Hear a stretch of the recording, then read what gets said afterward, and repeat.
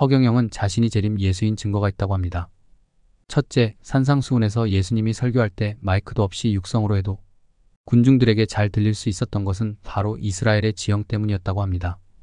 확성기도 없는 시절인데도 5천 명의 군중들이 설교자 예수의 말을 알아들을 수 있었던 것은 이스라엘의 지면이 해수면보다 낮아서 말이 공중으로 퍼지지 않았기 때문이었는데요. 허경영이 이런 사실을 아는 것은 자신이 그 당시 이스라엘 현장에 직접 살았기에 아는 것이라고 합니다. 게다가 허경영은 자신이 멜기세덱이었다고 합니다. 구약의 아브라함이 멜기세덱을 만나는데요. 이 인물이 아주 신비적 인물인데요. 허경영은 자신이 재림 예수라는 선언을 한 이후 이번에는 구약 성서에 숨겨진 메시아인 멜기세덱이 허경영 자신임을 선언하였습니다. 그간 멜기세덱은 성경에서 이름도 성도 출신도 없는 베일에 가린 메시아적 인물이었는데요. 바로 그 인물이 허경영 자신이었다고 합니다.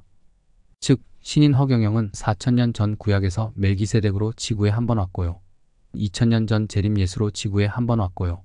지난 세기인 서기 1950년 1월 1일에 대한민국 서울에 한 번 왔으니 총 3번째 지구로 온 존재라고 합니다.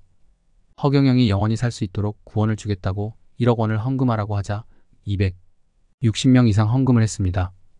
260억 이상을 벌었는데요. 100만 원짜리 헌금 300만 원. 원짜리 가족을 위해서 하라고 했는데 수많은 사람들이 하고 있습니다. 허경영은 어떻게 해야 사람들이 더 열광하고 돈을 더 가져오는지 알았습니다. 데이비드 차는 자신이 하나님 음성, 즉 통계시를 받는다고 해서 사람들을 모았는데요. 허경영도 마찬가지입니다. 그냥 정치인, 그냥 연설가가 아니라 이제는 자신이 산 부처요. 자신이 산 예수라고 합니다. 신사도 박혁이 귀신을 내어 쫓다가 요즘 티셔츠를 판매하고 있는데요. 박혁도 곧 자신이 예수님이라고 할 겁니다. 최근 영상에 보니 예수님 형상이 자신의 사역 현장에 드리워졌다고 하던데 아마 조만간 예수님의 영이 임해 있다는 2단, 3단, 사이비와 별반 다르지 않을 겁니다. 둘째, 허경영이 자신이 예수님이라는 결정적 증거를 보여주었습니다. 허경영의 팔과 다리에 나 있는 십자가의 못자국을 보여주었습니다. 즉, 허경영의 팔과 다리에는 예수의 십자가 못자국이라고 밖에 설명할 길이 없는 상처가 나 있다고 했습니다. 데이비드 차가 직통 계시를 받았다고 하는 것이나 허경영이 자신이 예수라고 하는 말이나 거기서 거기입니다. 사람들은 허경영을 신인이라고 보고 있기도 합니다.